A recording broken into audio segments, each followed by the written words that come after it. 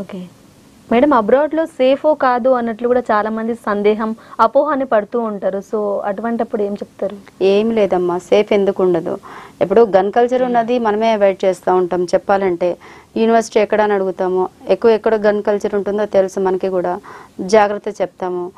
ఇప్పుడు ఏది లేకున్నా పోయే టైం వస్తే ఎవరైనా పోతారు, అది వేరే సంగతి.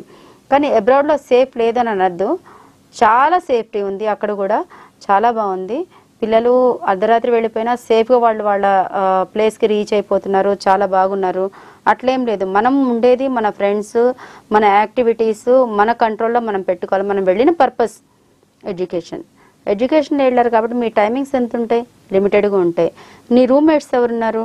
మంచి వాళ్ళు ఉన్నారా, ఎలాంటి వాళ్ళు ఉన్నారు, వాళ్ళని చూసుకోండి. చిన్న ఎగ్జాంపుల్, మా పాప ఉండిన చోట ఈవెన్ 9 o'clock వాళ్ళు మొత్తము కూడా చెత్త ఏదైతే ఉందో దాన్ని వేయడానికి కిందకి వెళ్ళేవాళ్ళు. వాళ్ళ ఎక్కడైతే ఇంకొక రూమ్లో ఉంటారో ఆ రూమ్మేట్స్ వాళ్ళు ఆ పిల్లలు మళ్ళీ పైకి వచ్చే వరకు సపోర్ట్ ఉండేవాళ్ళు. అలాంటి మంచి వాళ్ళు ఎప్పుడు మీతో ఉండాలి. కానీ పొరపాటున మనము రాత్రిపూట వెళ్ళిపోతున్నామంటే మనకు కనీసం మిడ్-నైట్ వాళ్ళు ఏ పార్ట్ టైం జాబ్ చేసుకొని వస్తున్నప్పుడు అట్లీస్ట్ పికప్ చేసుకోవడానికి ఒక మంచి వాళ్ళు ఎవరు ఉండాలి. అలాంటిది ఏం లేకుండా వీళ్ళు సేఫ్టీ చూసుకోకుండా ఎవరితో పడితే వాళ్ళతో రూమ్ లో ఉండడము. ఇప్పుడు ఇట్లా వెళ్ళడం వల్ల కూడా ఏమైతుందంటే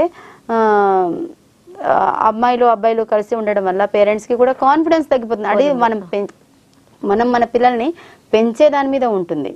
ఓకే, మనం వాళ్ళకి జాగ్రత్త, మంచి చెడు, ఆడపిల్లలు అయితే చెప్పుకోవాలి, మగపిల్లలు అయితే వద్దమ్మా అట్లాంటి పలానా చోటుకి వెళ్ళొద్దని చెప్పుకోవాలి. సెల్ఫ్ ప్రొటెక్షన్ ఎట్లా అని చెప్పాలి. మోర్ ఎవర్ వాళ్ళకి ఉన్నటువంటి అబ్రాడ్ వెళ్తే మన పిల్లలకు ఉన్నటువంటి ఫెసిలిటీస్ ఇంకెవరికి కూడా ఉండవు. వాళ్ళకు ఒక కంట్రోల్ నెంబర్ ఉంటుంది. ఓకే, ఆ నెంబర్కి కాల్ చేస్తే ఫస్ట్ వాళ్ళు ఎలాంటి ప్రాబ్లంలో ఉన్నా వాళ్ళకి ప్రాబ్లంకి సొల్యూషన్ దొరుకుతుంది, పోలీస్ ప్రొటెక్షన్ దొరుకుతుంది. అలా వాళ్ళకి అన్నీ మనం చెప్పి పంపించాలి. వీసా ఇచ్చిన దగ్గర నుంచి ఇవన్నీ కూడా మనం గైడ్ చేయాలి. అది పేరెంట్కి చేత కాకపోతే ఎవరన్నా కౌన్సిలర్స్ చెప్తారు, ప్రాబ్లం లేదు. ఓకే, సో ఫైనల్లీ ఏంటంటే అది ఒక అపోహ మాత్రమే. ఇంకా ఒకటి, అక్కడికి వెళ్ళి ఎవరైతే వెళ్ళంగానే తెల్లారే జాబ్ చేస్తామని అనుకుంటారో అలాంటి వాళ్ళకి మాత్రం మంచిది కాదు. నేను కూడా అదే అడగబోతున్నాను మేడం. అలాంటి వాళ్ళకి మంచిది కాదు. చదువు కోసం వెళ్ళి జాబ్ పార్ట్ టైం గా జాబ్ చూసుకుంటూ ఉంటారు. నేను ఇందాక అదే చెప్పాను, ఎడ్యుకేషన్ కోసం వెళ్ళిన వాళ్ళు ఎడ్యుకేషన్ మీద కాన్సన్ట్రేట్ చేయండి. అందుకే లోన్ తీసుకోండి. ఇప్పుడు మీకు 3 లోన్ ఇస్తున్నారు, ఒక 10 years టెన్యూర్ ఇస్తారు, ఒక 3 years వాళ్ళకి మారటోరియం పీరియడ్, అంటే ఎడ్యుకేషన్ అయ్యే వరకు మారటోరియం పీరియడ్ ఉంటుంది. ఓన్లీ సింపుల్ ఇంట్రెస్ట్ కడతారు. సో మీకు లివింగ్ ఎక్స్పెండిచర్ కూడా బ్యాంకే ఇస్తుంది. మీరు జెన్యూన్గా వెళ్తే మీకు అక్కడ ఉండడానికి ఏం ప్రాబ్లం లేదు. మీకు ట్యూషన్ ఫీ వస్తుంది, లివింగ్ ఎక్స్పెండిచర్ వస్తుంది.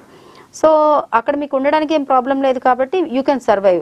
మీకు ఎడ్యుకేషన్ కంప్లీట్ అవుతున్న మూమెంట్లో మీకు పార్ట్ టైం జాబ్కి అఫీషియల్గా ఇందాక నేను చెప్పాను ఓపీటీకి వెళ్తున్నప్పుడు అక్కడ మీకు ఇంకా ఆటోమేటిక్గా ఎర్నింగ్ సోర్స్ స్టార్ట్ అవుతుంది.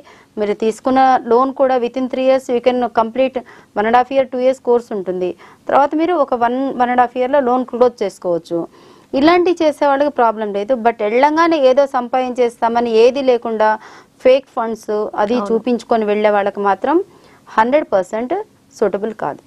ఓకే మేడం, ఒక స్టూడెంట్ అబ్రాడ్ వెళ్ళాలి చదువు విషయంలో అనుకున్న